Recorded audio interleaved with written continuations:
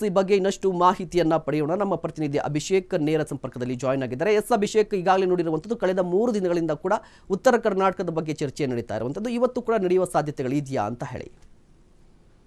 ಖಂಡಿತ ಮಹೇಶ್, ಬೆಳಗಾವಿಯ ಅಧಿವೇಶನ 9 ದಿನಗಳ ಆಗ್ತಿರುವಂಥದ್ದು. 9 ದಿನಗಳ ನಂತರ ಅಂತಿಮ ದಿನಕ್ಕೆ ಕಾಲನ ಇಟ್ಟಿರುವಂಥದ್ದು. ಪ್ರಮುಖವಾಗಿ ಈ ಒಂದು ಬೆಳಗಾವಿಯ ಅಧಿವೇಶನದಲ್ಲಿ ಪ್ರಮುಖವಾಗಿ ರಾಜ್ಯದಲ್ಲಿ ಅತಿ ಹೆಚ್ಚು ಗೊಂದಲಕ್ಕೆ ಕಾರಣ ಆಗಿರತಕ್ಕಂಥ ಒಫ್ ವಿಚಾರವನ್ನು ಪ್ರಸ್ತಾಪ ಮಾಡಲಾಗಿದೆ.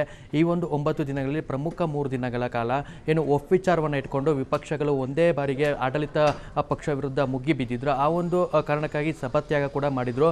ಈ ಒಂದು ಒಫ್ ವಿಚಾರವಾಗಿ ಅತಿ ಹೆಚ್ಚು ನೋಟಿಸ್ ಕೊಟ್ಟಿರುವಂಥದ್ದು ಕಾಂಗ್ರೆಸ್ ಸರ್ಕಾರ ಅಂತ ಬಿಜೆಪಿ ಅವರ ವಾದ ಆಗಿದ್ರೆ, ಕಾಂಗ್ರೆಸ್ ಸರ್ಕಾರದವರು ಅತಿ ಹೆಚ್ಚು ನೋಟಿಸ್ ಕೊಟ್ಟಿರೋದು ಮಾಜಿ ಮುಖ್ಯಮಂತ್ರಿ ಆಗಿರ್ತಕ್ಕಂಥ BS ಯಡಿಯೂರಪ್ಪ ಒಂದು ಕಾಲದಲ್ಲಿ ಅಂತ, ಅವರ ಒಂದು ಕಾಲದಲ್ಲಿ ನೋಟಿಸ್ ಹೆಚ್ಚಾಗಿ ಕೊಡಲಾಗಿದೆ ಅಂತ ಪ್ರತಿವಾದ ಮತ್ತು ವಾದ ಆಗ್ತಿರುವಂಥದ್ದು. ಹೀಗಾಗಿ ಸಭಾತ್ಯಾಗವನ್ನು ಮಾಡಿರುವಂಥದ್ದು ನಾವು ನೋಡ್ಬೋದು. ಅದೇ ನಂತರ ಪ್ರಮುಖವಾಗಿ ರಾಜ್ಯದಲ್ಲಿ ಇನ್ನೊಂದು ಬೆಳವಣಿಗೆಯ ವಿಚಾರ ಏನಂದರೆ ಸರಣಿ, ಅಂದರೆ ಬಾಣಂತಿಯರ ಸರಣಿ ವಿಚಾರ, ಏನು ಸರಣಿ ಸಾವು ಏನು ಬಳ್ಳಾರಿಲಾಗುತ್ತೆ, ಬೆಳಗಾವಿಲಾಗುತ್ತೆ, ಆ ಒಂದು ವಿಚಾರ ಆಡಳಿತ ಪಕ್ಷಕ್ಕೆ ಒಂದಷ್ಟು ಬಿಸಿಯನ್ನು ತಟ್ಟುವಂಥ ನಿಟ್ಟಿನಲ್ಲಿ ವಿಪಕ್ಷಗಳು ಟೀಕೆಯನ್ನು ಮಾಡ್ತವೆ. ಪ್ರಮುಖವಾಗಿ ಸಭಾತ್ಯಾಗ ಕೂಡ ಮಾಡ್ತಾರೆ. ಈ ಒಂದು ವಿಚಾರವನ್ನು ಇಟ್ಕೊಂಡು SIT ತನಿಖೆ ಕೂಡ ಒಳಪಡಿಸಬೇಕೆಂಬ ಒಂದು ಪ್ರಮುಖ ಬೇಡಿಕೆನೇ ಇರ್ತಾರೆ.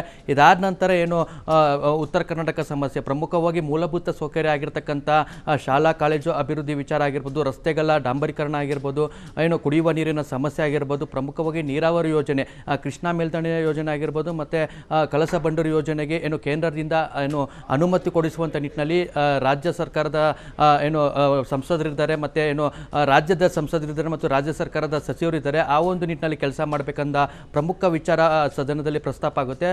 ಇನ್ನೊಂದು ಪ್ರಮುಖ ವಿಚಾರ ಏನಂದರೆ ಏನು ರಾಜ್ಯದಲ್ಲಿ ಯುವ ಪೀಳಿಗೆಯನ್ನು ಸಾಕಷ್ಟು ಬೆನ್ನು ಬಿಡದೆ ಕಾಡ್ತಿರುವಂಥ ಆನ್ಲೈನ್ ರಮ್ಮಿ ಮತ್ತು ಏನು ಕ್ರಿಕೆಟ್ ಬೆಟ್ಟಿಂಗ್ ದಂತೆ ನಿಲ್ಲಿಸಬೇಕೆಂದು ಗೃಹ ಇಲಾಖೆಗೆ ಪ್ರಮುಖವಾಗಿ ಚರ್ಚೆಯನ್ನು ಕೊಡಲಾಗುತ್ತೆ. ಅಂದರೆ ಆನ್ಲೈನ್ ರಮ್ಮಿಯಿಂದ ಮತ್ತು ಕ್ರಿಕೆಟ್ ಬೆಟ್ಟಿಂಗಿಂದ ಸಾಕಷ್ಟು ಯುವ ಪೀಳಿಗೆ ಹಾಳಾಗ್ತಿದೆ, ಇದರಿಂದ ಏನು ತಮ್ಮ ಒಂದು ಜೀವನವನ್ನು ಹಾಳು ಮಾಡ್ಕೊತಿದ್ದಾರೆ ಅನ್ನುವಂಥ ಚರ್ಚೆ ಕೂಡ ಸದನದಲ್ಲಿ ಬರುತ್ತೆ. ಇದರ ನಂತರ ಆಗ್ತಿರುವಂಥದ್ದು ಪ್ರಮುಖವಾಗಿ ಏನು ಶಾಸಕರ ಅನುದಾನ ವಿಚಾರ.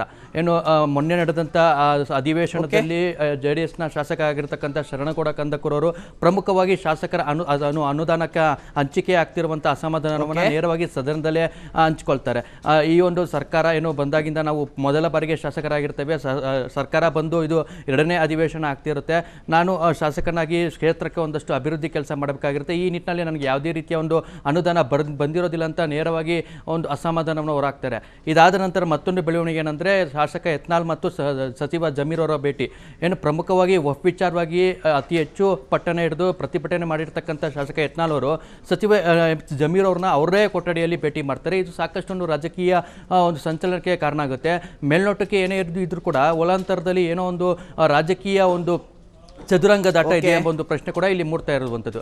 ಇದರ ಜೊತೆಗೆ ಉತ್ತರ ಕರ್ನಾಟಕ ಸಮಸ್ಯೆ ಆಗುತ್ತೆ. ಇಂದು ಬೆಳಗಾವಿ ಅಧಿವೇಶನಕ್ಕೆ ಅಂತಿಮ ತೆರೆ ಬೀಳುತ್ತೆ. ಇಲ್ಲಿಂದ ಅನಿರ್ದಿಷ್ಟವಾಗಿ ಏನು ಮುಂದಿನ ಒಂದು ಅಧಿವೇಶನವರೆಗೆ ಅನಿರ್ದಿಷ್ಟವಾಗಿ ಮುಂದೂಡಲಾಗುತ್ತೆ. ಮಹೇಶ್, ಧನ್ಯವಾದ ಅಭಿಷೇಕ್ ತಮ್ಮೆಲ್ಲ ಮಾಹಿತಿಗಾಗಿ.